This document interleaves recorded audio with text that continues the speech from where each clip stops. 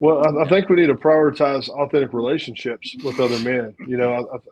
I think we think that's an option. We have to quit looking at that's an Yeah. option. I don't. I mean, I know George, and I'm just meeting you guys, but man, one of the most exciting things about coming on tonight was because I was getting ready to hang with some guys. Hmm. There's something inherently in our hearts that we want to do that, and Hmm. when we should want to do that. And you're right. You need the other thing about that. I'll tell some guys when they talk about, I want to be a good dad, but my kid doesn't respect me or my wife Hmm. doesn't appreciate it.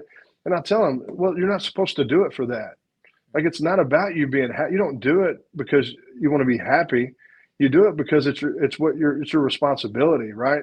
Hmm. The goal, I mean, obviously you want to be happy, but that can't be your motivation, because happiness is circumstantial, Yep. right? So whether you're happy or not, you have to man up. You have to be a dad, right? You have to be a husband. We don't. At least I don't. I don't wake up every day in love with my wife. It doesn't mean I don't love her, but I have to choose that, right? I have to choose to love her. Same way with my kids. I mean, especially and some people think when you have younger kids, I can't wait till they get older because it's going to be easier, but it really isn't. There's some days I wake up, I'm like, man, I really don't want to be bothered with any of this, right?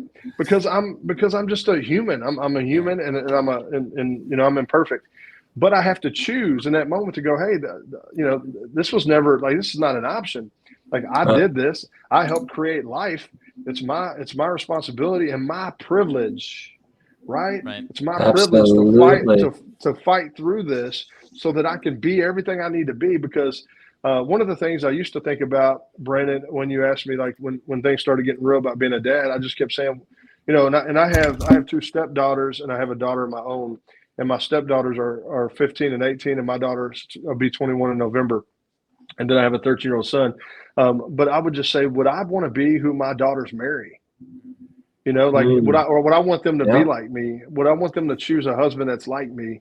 And if Yeah. I can't say yes, man, that's a red flag, because that's who they're looking at. They're going to look at me, and that's what they're going to use me as a baseline when they go out looking for what they think a man should do. And if I'm not doing the right things, then if there is a guy out there who's wanting to do the right things, but they don't know what that looks like, they may pass on this guy and go Right. be with this knucklehead because I've been a knucklehead, right? Yep. And so Absolutely. it's way bigger than what we feel in the moment. I try to tell guys, quit worrying about what you feel and start thinking about the facts of what you have to do here. Sure. Yes, if we could be happy, let's be happy. But let's face it, we're not always going to be happy every day. Yeah. But we have to choose to teach. We have to choose to mentor. We have to choose to love, and we have to choose to set the Mhm. example. And what I found out, the more that you do that, the more reps you do, the more happier you become, because Yeah. everybody's Yep. getting what they need. So, yeah, I think that's a huge deal. When my dad died in September of 2020, I told you at the beginning, he was really in and out a lot. Really, he was more like my dad was more like a person I knew, more like Mm. Mm. an acquaintance, right? Like, yeah, it's dad, but you know, I could honestly at one point in my life I could give or take him, to be honest, because I just didn't have that Wow. relationship. But when he passed, man, I remember being up. I didn't even know he was sick, because our relationship was so estranged. I didn't even know he was sick, and so I get a call from my aunt who says, "Hey, Jeremy, your dad wants you to come up here. He's at the hospital. We don't know how much longer he has. He had some liver cancer, some other things going on." And I said, I mean, honestly, just transparency, guys. Part of me was like, you reap what you sow, Yeah. right? Because I had that resentment, that bitterness, that unforgiveness. Mhm. And I Mhm. just thought in my mind, I'm going, well, where was he when I made the football team? Like, where was he, that kind of, where was he when I Hmm. graduated boot camp, whatever, right? And, but I, my faith tells me that that's not how we should respond, right? And so then I Absolutely. started, I started thinking about, is my dad have a relationship with Christ? And if he doesn't have a relationship with Christ, no matter the way I feel about him, God doesn't care, right? Like, Yeah. I need to go share the good news with my dad, right? So I go up there and come to find out, he did later in life, become saved and things like that. But we're just sitting there, and I just look at my frail dad, and I just, it's very emotional. And I just remember him looking up. He had one tear in his eye, and he says, "You broke the cycle." It was the most powerful thing that I think he's ever told me. And it didn't register at first because I was just kind of in an emotional roller coaster there. But when I go to think about it, like his dad wasn't a good dad either. And his dad's dad wasn't a good dad. Right. Yeah. And so, so in that moment, I come to terms with how can I expect him to be? Right. Yeah. If nobody taught him, I couldn't go next door and do a heart surgery because I haven't been trained. Somebody would die. Right.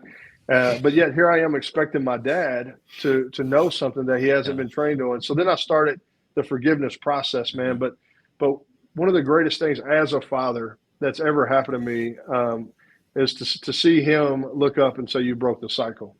And the good news is, guys, is that because I made that decision when I did, Brandon, when I really got real about being a dad, my kids have never experienced that.